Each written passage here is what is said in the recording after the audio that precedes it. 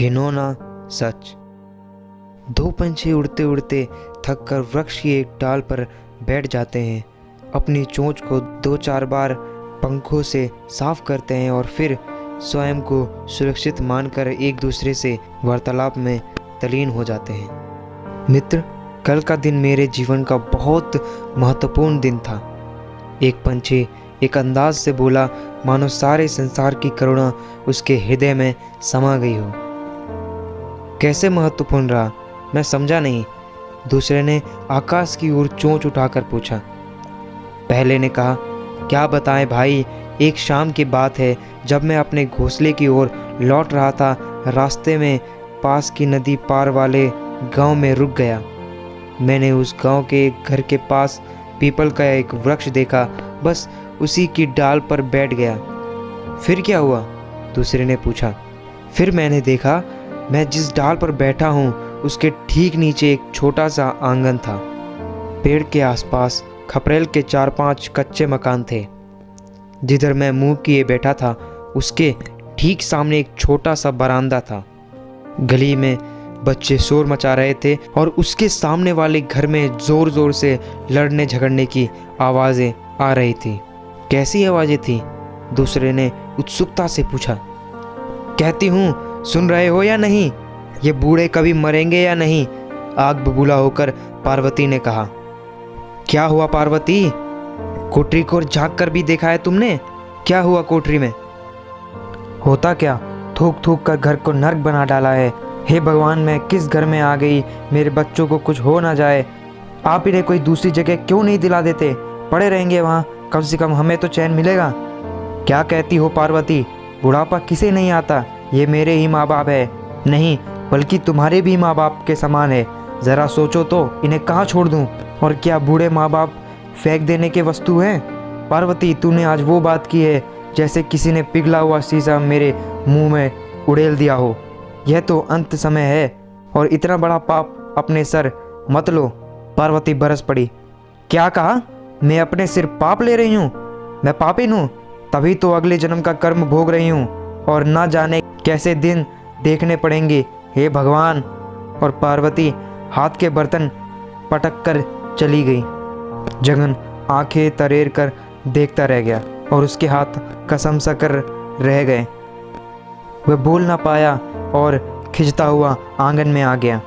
तभी कराती आवाज में बूढ़ा बाप बुदबुदाया, लक्ष्मी, ओ लक्ष्मी। कहा, अरे भगवान, अब तो उठा रहे रे। क्या हुआ? लक्ष्मी ने आंसू पोंछते हुए पूछा। लक्ष्मी रो रही है। लक्ष्मी, तू जिसे सीने से लगाए रखती थी, जिस जगन को अपना बेटा कहती है, वह मुझे देखने तक नहीं आया। बहू की भी बातें सुन ली ना लक्ष्मी? अब इस जगह, इस घर में अपने लिए जगह नहीं है। अपना खून अपना नहीं रहा लक्ष्मी, नहीं रहा, पराया हो गया। ऐसे जीवन से मरना अच्छा लक्ष्मी। और फिर तेज खांसी का झटका आया। पत्नी लक्ष्मी कभी छाती कभी पीठ मलती और बीच बीच में आंसू भी पोंछती जाती। आखिर बेटा कैसा भी हो, है तो ऐसा मत कहो, अपनी औलाद पराई नहीं हो सकती। और लक्ष्मी आगे बोल ना सकी।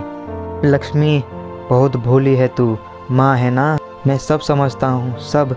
अगर मेरे सामने तुझे मौत आ जाती तो मैं निश्चित हो जाता। मेरे मरने के बाद न जाने ये लोग तुझे कैसे रखेंगे, तुझे रोटी देंगे या नहीं। लक्ष्मी, बुढ़ापे में जीना कुत्तों सा जीना है। लक्ष्मी, कुत्तों, हे लक्ष्मी। खांसी के साथ ही शब्द भी बिखर गए और प्राण भी। बूढ़ा मर गया। पत्नी लक्ष्मी चीख पड़ी। पार्वती आई, वह क्षण भर ठिठकी, फिर रोने लगी। जगन आया, वह चीख उठा। न मालूम कौन से आंसू रो रहे थे वह दोनों। लक्ष्मी को सहारा हमेशा हमेशा के लिए छोड़कर चला गया। सपना था, टूट गया। सब कुछ छीन गया, लुट गया। रह गई लक्ष्मी अकेली। लक्ष्मी के पास बचा ही क्या, केवल दुख। लक्ष्मी का शरीर मात्र कंकाल ही था। मांस गलता जा रहा था, आंखें अंदर धंस गई थी। मैं कई दिनों बाद फिर उसी डाल पर गया। वह पंछी दूसरे पंछी से बोला, मैं लक्ष्मी को देखता ही रह गया। लाश, जीवित लाश। लक्ष्मी अंधेरे में जी रही थी। बेटा बहू बाप को भूल चुके थे। बच गई मैले कुचैली वस्त्रों में लिपटी लक्ष्मी।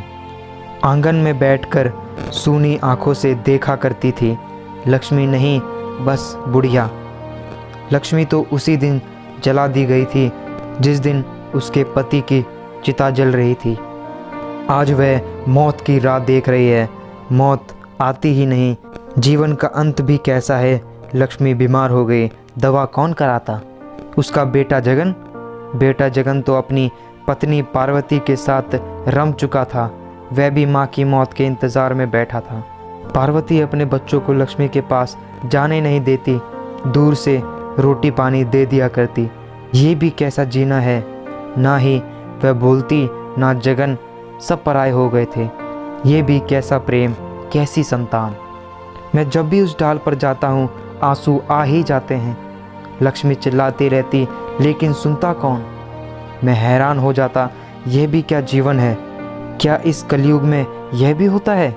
दूसरे पंछी ने पूछा। हाँ हाँ, तुमने देखा ही क्या है। गांव और शहर के जीवन में ज़मीन आसमान का अंतर है भाई। इंसान जितना ऊपर से सभ्य और कपड़ों में सजा दिखाई देता है, उतना ही वह अंदर से असभ्य और निष्ठुर है। ईश्वर ने ठीक ही किया है। देखो ना हमें, जिस डाल पर चाहो बैठो, जहाँ चाहे घोंसला बनाओ। कितना स्वच्छंद, कितना निर्मल और कितना निष्पाप हमारा जहान, और इंसान पूरा नमक हराम। भाई अच्छा, चलो चलें, कल मिलेंगे। और दोनों पंछी फुर्र से उड़ गए। बेटी पार्वती, पार्वती, लक्ष्मी ने आवाज़ दी। क्या है? झिझलाकर पार्वती ने कहा। बेटी, रोटी बन गई क्या? दोपहर हो गई है। लेकिन क्या? क्यों चिल्लाया करती है? बस रोटी में ही जान लगी रहती है। अभी सुबह ही तो खाई थी। पार्वती, वह तो रात की बासी रोटी थी। मुझसे नहीं चबाई गई, कुत्तों को दे दी। हाँ हाँ, अन्न कुत्तों को ही दिया जाता है। खाने को तो अनाज मिलता नहीं, और तू पड़े पड़े कुत्तों को खिलाए करती है। मौत क्यों नहीं आ जाती तुझे? क्या हुआ? क्यों चिल्ला रही हो? जगन ने आते ही पूछा। और क्या होता? इस घर में किसी को चैन मिले तब ना, बस दिन भर चूल्हे में जान देते रहो। पार्वती चिल्लाकर बोली। क्या हुआ माँ? जगन ने लक्ष्मी से पूछा। बेटा, मैंने तो कुछ भी नहीं कहा बहू को। बहू से रोटी मांगी थी, भूख लगी है बेटा। दोपहर हो गई। और लक्ष्मी रोने लगी। माँ, रोती क्यों हो? ज़रा शांति से काम लो। उसके भी तो दो ही हाथ हैं। तुम तो उसे परेशान ही कर डालती हो। यह सब सुनते ही लक्ष्मी पर पहाड़ टूट पड़ा। ये उसका बेटा बोल रहा था। क्या करें, उसका दुख सुनने वाला अब कौन है इस दुनिया में। इससे तो मौत अच्छी। चैन तो मिलेगा। लक्ष्मी रोती रही, न जाने कब तक। रात बीतने लगी। सभी सो चुके थे। रात का घना अंधेरा खाने को दौड़ रहा था, लेकिन एक छाया चलती जा रही थी मौत की तलाश में। रोकता कौन? मैंने उस बुढ़िया की कहानी सुनाई थी ना, याद है ना? याद है। सुनाओ, दूसरे पंछी ने कहा। क्या सुनाऊं? कहानी खत्म हो चुकी है भाई। क्या मतलब? मतलब यह कि जब मैं सुबह सुबह आ रहा था तो मैंने उस बुढ़िया की लाश रास्ते में पड़ी देखी। न जाने कितने दिन हो गए होंगे भूखे प्यासे। मृत्यु के बाद आत्मा को छुटकारा मिलता है, लेकिन शरीर को जलाने वाले जलाकर शांति अनुभव करते हैं। कहकर वह पंछी मौन हो गया। यह तो बहुत बुरा हुआ भाई। हाँ, बुरा हुआ। यही जीवन है आज का। यह गहराई है जीवन की। यही आधुनिक संसार का घिनौना खेल है। दोनों पंछी मौन हो आंसू बहाते रहे और देखते रहे असीम आकाश को। लेकिन मनुष्य